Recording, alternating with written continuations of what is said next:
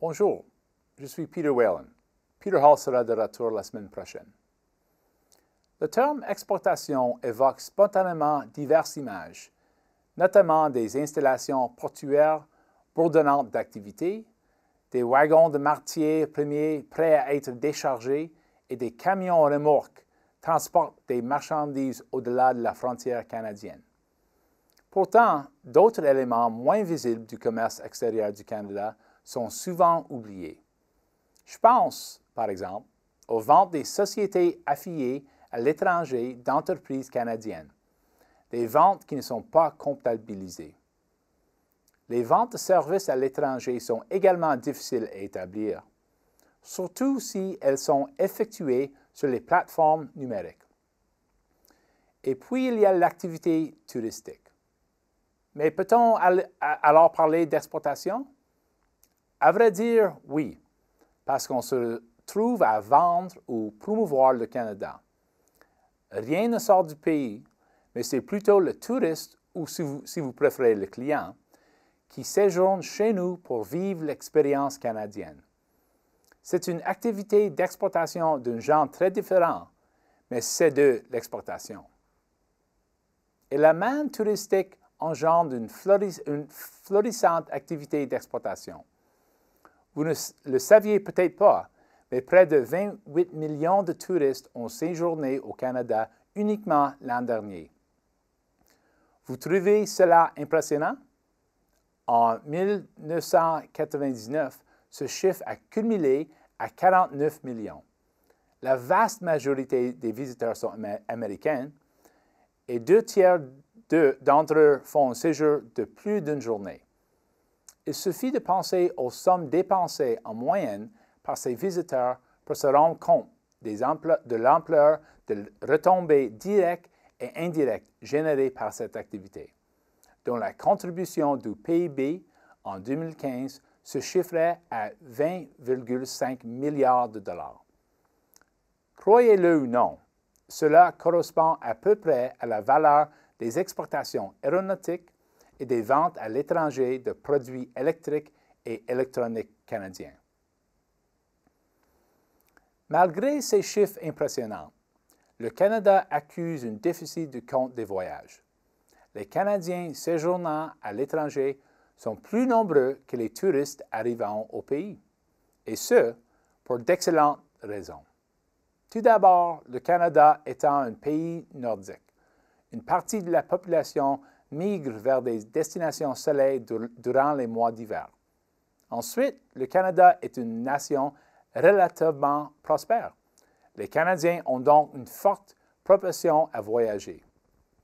Enfin, notre économie est fondée sur le commerce, et toute proportion gardée, de façon plus marquée que l'économie américaine et celle des pays très développés.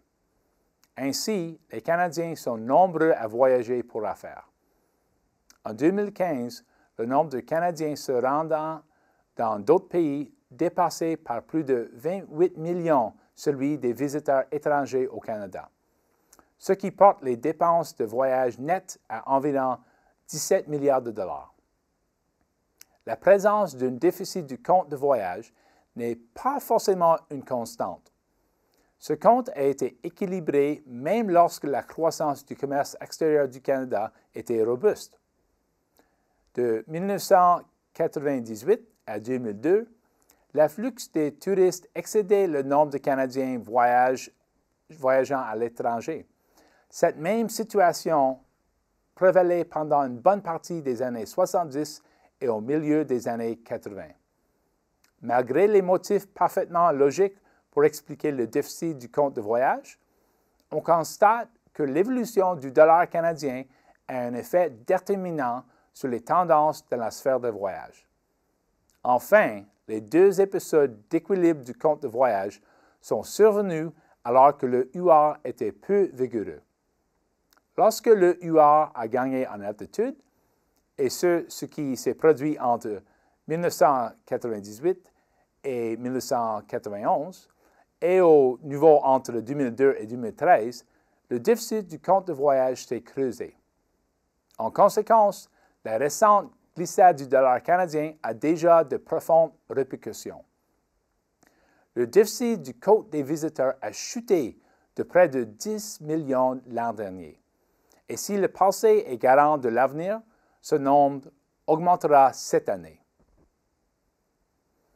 Concrètement, quel est le portrait de l'activité touristique? Le nombre de touristes américains du Canada a bondi de 11,7 % en glissement annuel, une tendance affirmée et soutenue depuis la fin de 2014. Par ailleurs, le nombre de touristes effectuant un voyage d'une seule journée est en hausse de 16 %. Ce mouvement ne se limite pas aux touristes américains. Le taux de fréquentation des voyageurs d'autres pays a grimpé de 8,4 % par rapport à l'an dernier. Et la croissance tendancielle permet de croire que cette dynamique se maintiendra.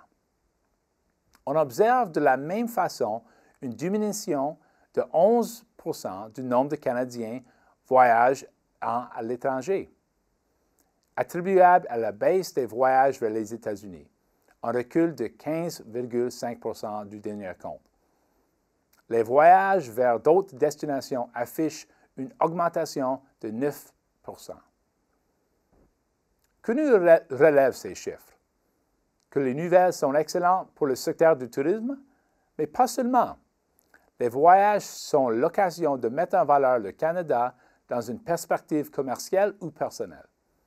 En fait, ces visites donnent par la suite lieu à d'importantes activités commerciales, qu'il y ait ou non un contact direct avec les visiteurs. De plus, comme les entreprises américaines composent avec de fortes contraintes de capacité de production, il est possible que l'augmentation des visiteurs américains se traduise par des investissements étrangers à destination du Canada.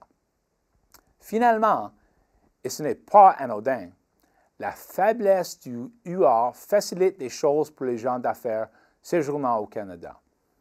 Ces nouvelles tendances en matière de voyage constituent une évolution positive.